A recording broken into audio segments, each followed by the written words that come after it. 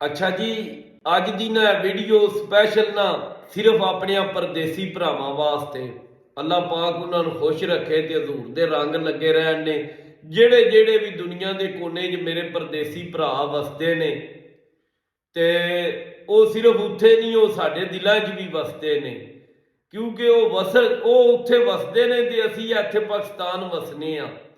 ਤੇ ਤੁਹਾਨੂੰ ਦਿਲ ਦੀਆਂ ਅੱਖਾਂ ਗਹਿਰਾਈਆਂ ਤੋਂ ਈਦ ਮੁਬਾਰਕ ਕਹਿਣਾ ਤੇ ਤੁਹਾਡੀ ਬੜੀ ਚੋਖੀ ਕਮੀ ਮਹਿਸੂਸ ਹੁੰਦੀ ਏ ਤੇ ਬੜੀ ਤੁਹਾਡੀ ਮਿਹਰਬਾਨੀ ਏ। ਤੁਸੀਂ ਆਪਣੇ ਮਾਂ ਪਿਓ ਭੈਣਾਂ ਭਰਾ ਬੱਚਿਆਂ ਵਾਸਤੇ ਉੱਥੇ ਪਰਦੇਸ ਵਿੱਚ ਬੈਠੇ ਹੋ ਤੇ ਇਸ ਮੁਲਕ ਦੀ ਤਰੱਕੀ ਵਿੱਚ ਵੀ ਤੁਹਾਡਾ ਬੜਾ ਅਹਿਮ ਰੋਲ ਏ।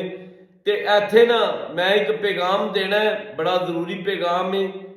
ਪਰਦੇਸੀ ਭਰਾਵਾਂ ਦੇ ਘਰ ਵਾਲੇ ਨੇ ਨਾ, ਜਿਹੜੇ ਪਾਕਿਸਤਾਨੀ ਭੈਣ ਭਰਾ ਨੇ, ਉਹ ਜ਼ਰਾ ਕੰਨ ਖੋਲ ਕੇ ਐਲਾਨ ਸੁਣ ਲੈਣ। ਬਸ ਜਿਹੜੇ ਪਰਦੇਸੀ ਭਰਾ ਆਪਣੀ ਮਜਬੂਰੀ ਦੀ ਵਜ੍ਹਾ ਤੋਂ ਈਦ ਨਹੀਂ ਤੁਹਾਨੂੰ ਪਾ ਸਕੇ, ਡਾਲਰ ਪੌਂਡ ਯੂਰੋ ਕਰੋਨੇ ਸ਼ੋਨੇ, ਤੇ ਬਰਾਏ ਮਿਹਰਬਾਨੀ ਉਹਨਾਂ ਨਾਲ ਰੇਂਜ ਨਾ ਹੋਇਆ ਕਰੋ। ਪਰਦੇਸੀਆਂ ਦੇ ਆਪਣੇ ਮਸਾਇਲ ਹੁੰਦੇ ਨੇ ਤੇ ਇਨਸ਼ਾਅੱਲਾ ਇਦੂ ਚੌਥੇ ਪੰਜਵੇਂ ਦਿਹਾੜੇ ਖਰਚਾ ਆ ਜਾਏਗਾ। ਐਡਾ ਕੋਨੀ ਚੱਕੀ ਥੱਲੇ ਹੱਥ ਆਇਆ, ਇੱਥੋਂ ਹਾਰ ਸ਼ਾਇਦ ਤੁਹਾਨੂੰ ਲੱਭ ਜੇ ਦੀ। ਤੇ ਜੇ ਕਿਸੇ ਨੂੰ ਨਾ ਗੁੰਜਾਇਸ਼ ਬਣੀ ਤੇ ਉਹ ਮੇਰੇ ਨਾਲ ਰਾਬਤਾ ਕਰ ਲੈ, ਚਲੋ ਮੈਂ ਜਿਤਨੇ ਜੋ ਆ ਮੈਂ ਕਰ ਲਾਂਗਾ। ਤੇ ਇਹ ਪਰਦੇਸੀ ਭਰਾ ਨੇ ਨਾ ਜਿਹੜੇ, ਇਹ ਸਾਡਾ ਸਰਮਾਇਆ ਨੇ। ਇਹਨਾਂ ਨੂੰ ਕਿਸੇ ਸੂਰਤ ਵੀ ਰੇਂਜ ਨਾ ਕਰਿਆ ਕਰੋ।